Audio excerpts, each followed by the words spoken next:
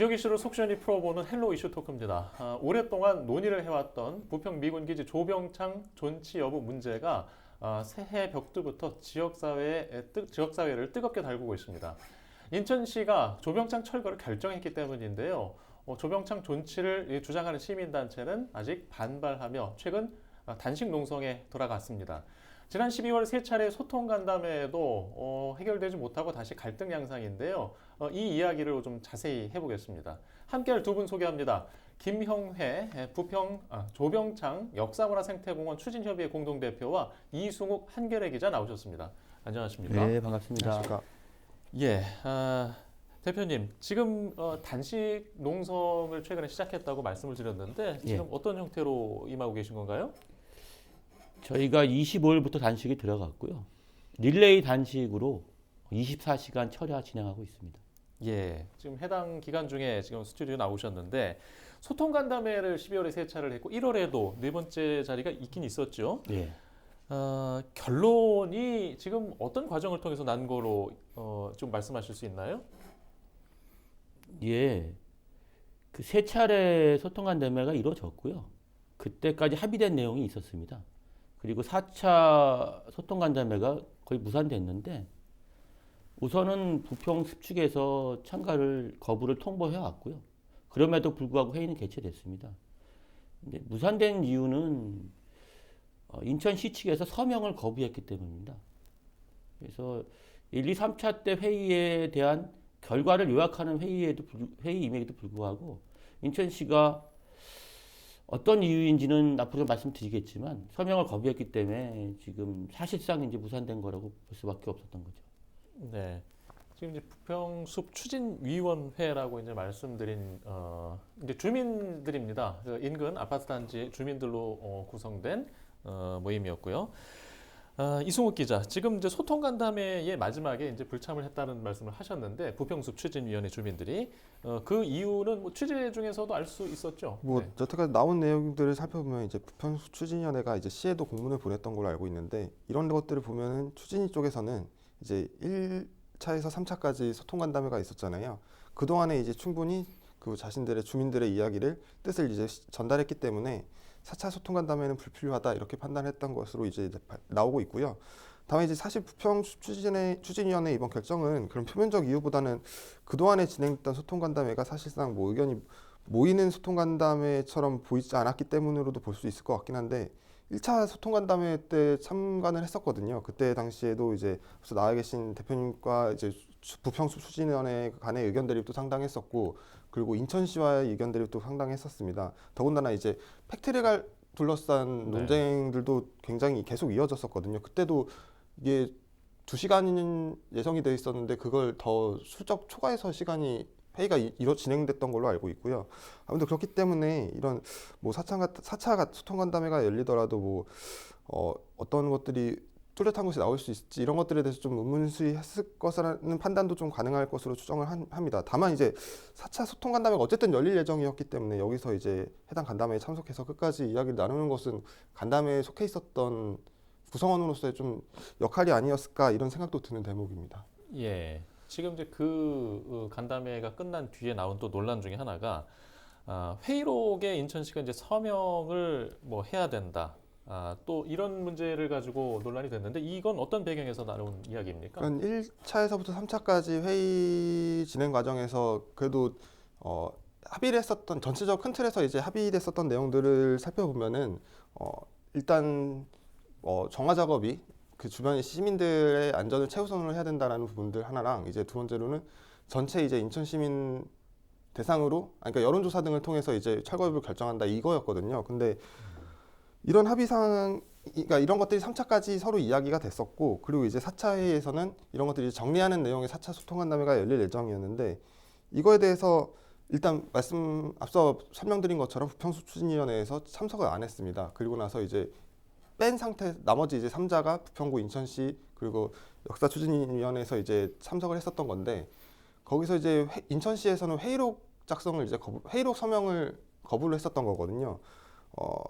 이게 1차 소통 간담회에서부터 정해졌던 룰로 제가 기억을 하고 있는데 그때 당시에 이제 이 회의록을 어떻게 남길 것이냐 이런 것을 두고도 사실 그거 가지고도 이제 합의가 됐었던 내용이었는데 어쨌든 이 회의록에 서명을 하는 것을 거부함으로써 결국에는 그 3차까지 있었던 앞서 설명드렸던 어느 정도 합의됐었던 내용 이런 것들까지 이제 전부 사라지게 된 거죠. 결국 물론 이제 1차에서부터 3차까지의 회의록은 각자 이제 매번 회의가 끝날 때마다 이제 각자가 서명을 했었기 때문에 그런 것들을 통해서 충분히 그동안에 어떤 이야기들이 있었는지는 충분히 알 수 있지만 사실 이게 결국에는 조병창 보형 건물이 철거가 되더라도 이걸 가지고 어떤 논의들이 있었는지 또한 역사로 남길 만한 가치가 있다라고 생각을 하기 때문에 사실 인천시에서 그 회의록 서명을 거부했던 건 또 사실 좀 안타까운 부분으로 좀 저는 생각을 하고 있습니다. 예, 알겠습니다. 일단 시가 철거를 결국에 이제 결정을 했는데 그 배경도 설명을 하고 있죠?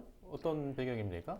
뭐 인천시로서는 캠프마켓 주변에 이제 거주하는 주민들이 계속 존치에 대해서 반대를 하고 있는 상황이거든요. 그래서 이제 주민 여론이 뒷받침되지 않는 상황에서 뭐 토양오염 정화 기간을 넘겨서까지 논의를 끌고 갈 수 없다라고 판단한 것으로 보이는데요.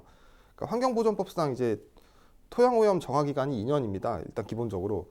근데 이후에 이제 1년 이내로 최대 2차례까지 연장이 가능해가지고 최대 4년까지 가능한데 일단 이 캠프마켓 B구역에 대한 토양오염 정화 기간은 2022년 6월까지로 이제 2년이 끝났습니다. 근데 거기에 대해서 한 차례 이제 6개월 연장을 했었던 것이 한 번 있었고요. 그리고 나서 이제 추가로 한 차례가 연장이 가능하지 않습니까? 이거를 최대한으로 따져보면 이제 올해 12월까지면 이제 최대 정화 기간이 끝나갔기 때문에 최소한 이제 12월까지는 이 정화 작업이 마무리돼야 되는 겁니다. 근데 인천시 입장은 이렇게 짧은 기간이 남은 상태에서 조병창 병원을 그 건물을 존치한 상태에서 토양오염 정화를 시작을 하게 된다면 이 기간 내에 그 정화 작업을 마무리하지 못한다 이런 입장이에요. 그래서 만약 이 기간을 넘어서까지 토양오염 정화를 계속 끌어오려면 적어도 이제 주민들 여론이 이거 토양오염 존치를 해야 된다. 이 건물은 존치를 해야 될 가치가 있다. 이렇게 의견이 모아져서 인천시의 행정을 지지했을 때는 그걸 좀 끌어갈 수 있을 만한 정도의 그 원동력은 생길 수 있는데 그런 것들도 아니기 때문에 이 위법 논란 무릅쓰고 토양오염 정화를 계속 해나갈 수 없다라는 것이 인천시의 입장이었고요. 사실 이런 부분들은 그동안 엄청난 논의가 있었던 겁니다. 토양오염 정화 방법을 이제 그동안의 정화 작업을 어떻게 할 것인지에 대해서도 그동안 엄청 논의가 있었는데 그 책임을 정화 방법을 이제 정하지 못한 책임을 누구한테 돌리는지는 이제 후순위로 뛰더라도 토양오염 정화라는 것은 엄청난 공익성을 띈 것이긴 하거든요. 그리고 인천에 토양오염 문제가 되게 많지 않습니까? 그 대표적인 곳이 일단 캠프마켓이었기도 했고 그래서 이제 그 긴 기간 동안에 이 정화 방법조차 정하지 못한 상황에서 시간을 끄는 것이 인천시 입장에서는 좀 부담으로 느껴졌다 이렇게 판단할 수 있을 것 같습니다. 예. 일단 뭐 시간이 촉박한 입장도 있지만 지금 그 이제 추진협의회 주장대로 존치를 하고 정화하는 방법이라든가 철거를 하고 정화하는 방법이라든가 이제 비용 관계에 대한 또 견해 차이도 있었던 것 같아요. 이 이야기까지 좀 같이 들어볼까요? 어떤 이야기들이었죠? 예, 우선은 2023년까지 이제 정화를 만료해야 되는데 이제 위해성 평가 대상 여부라는 정책을 통해서 연장이 충분히 가능하거든요. 이제 인천시가 우선은 그것을 하지 않겠다고 선언했다는 자체가 문제가 있다고 보고요. 이제 비용 문제는 문화재청은 5억의 비용을 얘기했고요. 그리고 인천시가 자체 조사한 거에 의하면 뭐 30억을 드는 뭐 플로팅 공법이 있고 뭐 47억의 비용이 소요되는 강간 삽입법이 있어요. 그래서 이제 비용은 5억에서 47억 사이에 들고요. 중요한 것은 저희가 인천시가 얘기한 그 방법을 저희도 기술 자문을 똑같이 구했습니다. 우리나라의 랭킹 3위 안에 드는 업체에. 그랬더니 지금 인천시가 얘기했던 것 포함해서 문화재청이 주장했던 그런 공법들은 한국의 기술력으로 봤을 때는 되게 낮은 난이도의 기술 수준이라 그래요. 그래서 지금의 한국 기술로서는 완전한 정화가 충분히 가능하다고 하고요. 근데 단순히 하지만 이제 비용은 5억에서 47억까지 들 수 있는 건데 저희가 이제 캠프마켓 전체 비용이 최소한 1조 2천억에서 2조가 비용이 이렇게 소모되는데 거기서 뭐 5억이 드는 것이 그렇게 큰 문제일까라고 봤을 때는 저는 비용의 문제는 커다란 문제가 아니라고 봅니다. 예. 그리고 지난 소통 간담회 때 이게 위해성 평가 대상이냐 아니냐 뭐 이런 이야기까지 나왔다고 하는데 인천시는 아니라는 입장을 보였다죠? 네, 맞습니다. 그 위해성 평가가 일단 오염된 토양을 정화하는 것이 아니라 그 오염 물질이 인체와 환경에 미치는 위해 정도를 평가를 해가지고 그 위해성을 이제 저감 또는 관리하는 제도를 말하는데, 그 위해성 평가 대상으로 되려면 지침상으로는 4가지 조건이 있습니다. 국유재산으로 인해서 토양 오염 발생된 지역, 그리고 정화 책임자 불명 등으로 지자체장이 정화를 실시해야 되는 지역, 뭐 자연적 원인으로 토양 오염이 입증된 지역, 뭐 그 밖에 위해성 평가를 할 경우로 대통령령으로 정하는 지역, 이렇게 4가지 기준이 있는데, 이 이거는 지침상의 기준일 뿐이고, 결국에 이제 위해성 평가 대상으로 선정이 되려면 환경부에서 별도 위원회를 꾸려가지고 그 판단을 하게 되는 거거든요. 근데 이 판단을 받을 때 인천시 입장에서는 이 결국엔 위해서 대상으로 판단되기 위해서는, 선정되기 위해서는 뭐 조병창 병원 건물이 문화재로 등록되는 등 문화유산으로서 가치가 판단할 명확한 근거가 있어야 된다. 뭐 이런 식으로 환경부로부터 구두로 이야기를 들었다. 뭐 이런 얘기들을 하는 거고요. 또 그렇기 때문에 문화재청에서도 이야기 들어봤을 때 조병창 병원 건물이 원형이 많이 훼손됐기 때문에 문화재로 등록하기 어려운 상태다. 이런 식의 답변을 구두상으로 들었기 때문에 결국엔 인천시 예. 입장은 이게 유해성 평가 대상이 되더라도 이제 결국에 선정이 되지 않을 것이다. 뭐 이런 이야기를 지금 하고 있는 상황입니다. 예. 시민단체 측에서는 반박하고 계시죠? 예, 2가지로 말씀드릴 수 있을 것 같은데요. 첫 번째로는 인천시는 유해성 평가 대상 자체가 되지 않는다라고 했던 건 거짓말이고요. 인천시는 그거를 구두로 전달받은 거고 저희는 문서로 정확히 받았습니다. 환경부에서 유해성 평가 대상은 될 수 있다 받았기 때문에 인천시의 첫 번째 주장은 거짓말이고요. 2번째로는 인천시의 주장은 또 얼건입니다. 유해성 평가 대상이 돼서 환경부에서 심사 결과 선정이 안 될 수는 있어요.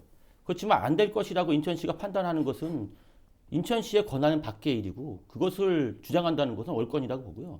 그것은 행정에서 있을 수 없는 일이라고 생각합니다. 예. 일단 우리가 지금 이 갈등 사이에 있는 이유가 존치를 해야 한다는 주장이 이제 앞서 어떤 논의의 어떤 중심에 있었는데, 존치 필요성을 이제 왜 얘기하셨는지 그 핵심을 좀 듣고 또 이야기해 보겠습니다. 병원 건물 존치는 저희가 유태인들이 그 폴란드의 아우슈비츠 포로 수용소에 자녀들을 예. 데려갑니다. 근데 왜 굳이 거기를 그 역사 현장을 데리고 갈까요? 그냥 책 속에서 그냥 보면 될 거를. 그거는 역사의 현장을 직접 눈으로 확인했을 때 자녀들이 다시는 그러한 아픔을 겪지 않기 위해서 공부도 열심히 하고, 그래서 그런 역사를 반복하지 않게 살기 때문에 저는 부모가 자식을 사랑하는 마음에서 그 역사 현장을 데리고 간다고 생각을 하고요. 조병창 병원도 마찬가지입니다.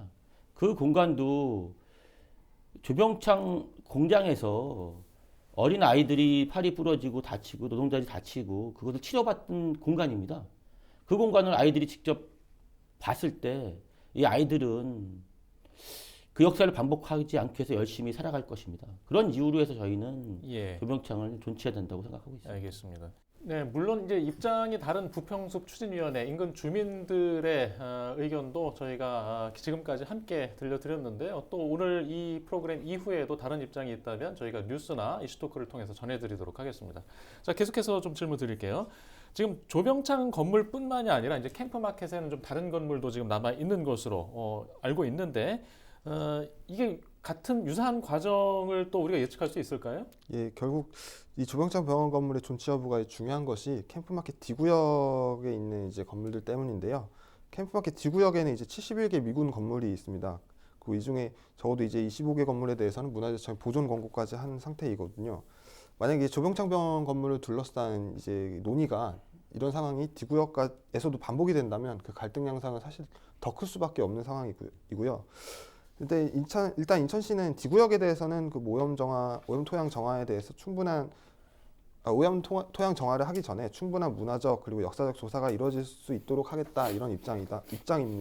그러니까 좀 더 충분한 시간을 가지고 뭐 확실한 정화 방법을 정하고 그리고 보존 방법들도 찾는다, 이런 것들이 이제 인천시의 입장입니다. 예. 지금 공익감사 청구 얘기도 있어요. 이 내용은 뭡니까? 저희가 인천시가 조병창 병원 건물을 철거하기 위해서 여러 가지 행정적 행위를 했는데 그 과정에서 저희는 법 해석 모듈 등 좀 왜곡된 내용이 있다고 생각이 듭니다. 근데 그런 부분들을 명명백백하게 밝히기 위해서 공익감사 청구를 지금 준비하고 있습니다. 예.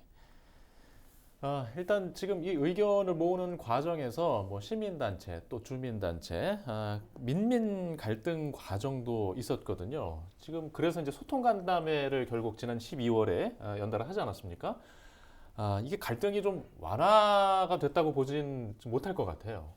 지금 어떤 추가 대책 같은 게 좀 필요할지 또 아니면 또 그런 주민들 설득 과정이 또 남아 있는지도 좀 듣고 싶은데요. 이게 소통 간담회 함께 이제 진행했던 작업들이 있거든요. 일단 시에서는 계속 이제 주민들을 대상으로 이제 계속 공청회를 하고 있었는데 일단 이번에 올해 4월까지 부평구 9개 지역을 이제 순회를 하면서 뭐 공청회를 열겠다라는 게 인천시의 입장입니다. 사실 조병창 병원 건물을 존치할지 철거할지를 가지고 부평구 주민들 사이에서도 의견이 다를 수밖에 없잖아요. 이런 것들이 뭐 표현이 되고 있는 것들이기도 하고 그렇기 때문에 이런 갈등 양상에 대해서 뭐 이해관계자의 요구를 좀 파악하는 뭐 갈등 영향 분석을 위한 연구 영역들도 하고 있고요. 그 연구 영역 결과가 또 나오면 뭐 이에 따라서 주민 갈등 완화에도 나설 계획으로 알려져 있습니다. 예, 알겠습니다. 지금 인천시가 일단 철거를 결정한 시점에서 단식 농성을 최근에 시작을 하셨고 이후에 또 계획한 것, 또 인천시에 계속 요구하고 있는 것 어떤 것들입니까? 그 전에 좀 전에 이제 기자분께 질문 드렸던 예, 뭐 민민 갈등이든 어떻게 이런 부분들은 해소해야 되는데 네, 그거에 대한 의견을 좀 말씀드리겠습니다. 네, 저는 지금의 민민 갈등이라고 표현된 것이 앞으로 해결되기 힘들 거라고 생각해요. 이유는 이것을 해결하려면은 사실관계 팩트 확인이 먼저 이루어져야 돼요.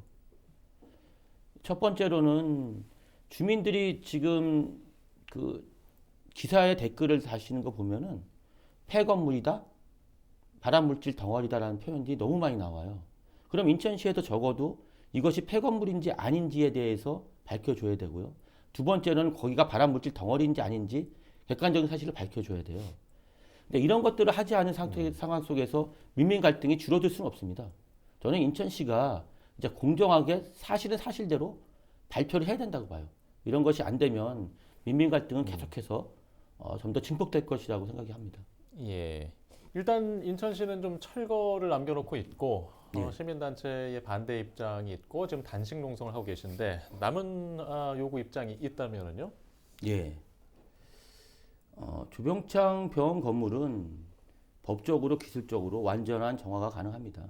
그리고 시민 간의 합의를 통해서 적어도 여론조사 등 시민 의견을 반영해서 철거 여부를 결정하면 됩니다. 그럼에도 불구하고 철거가 결정된다는 것은 저는 인천시 공무원들의 좀 의지가 반영된 것이 아닌가 생각합니다. 제가 시민참여위원회 등 수차례 공무원들과 많은 자리를 가졌는데요. 제가 철거 관련된 논쟁을 하다 보면 마지막엔 이렇게 얘기합니다.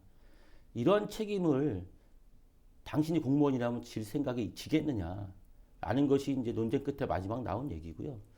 그래서 제가 시장님께 좀 말씀드리고 싶은 거는 지금의 그 공무원들의 이 복지부 동안 책임을 지지 않으려는 그 자세, 그런 관행들을 넘어서지 않으면 D구역의 그 역사적 가치가 높은 대부분의 조병창 건물 또한 헐리게 될 수밖에 없고요. 이것은 이정복 시장님이 역사에 또 기록될 가능성이 높습니다. 시장님께서 다시 한번 병원 건물 철거 중단을 좀 힘있게 좀 결단해 주시길 부탁드리겠습니다. 예, 알겠습니다.